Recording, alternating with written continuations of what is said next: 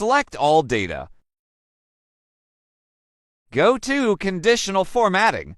Select New Rule. Enter this formula.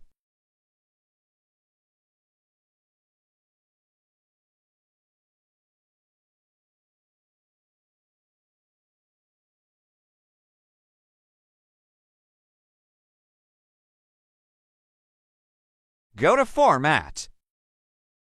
Pick a color to highlight the rows and columns. Go back to Conditional Formatting. New Rule. Enter this formula.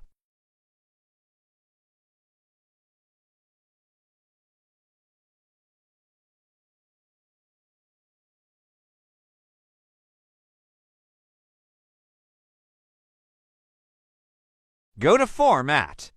Pick a color to highlight the target cell. Right-click the tab. Click View Code.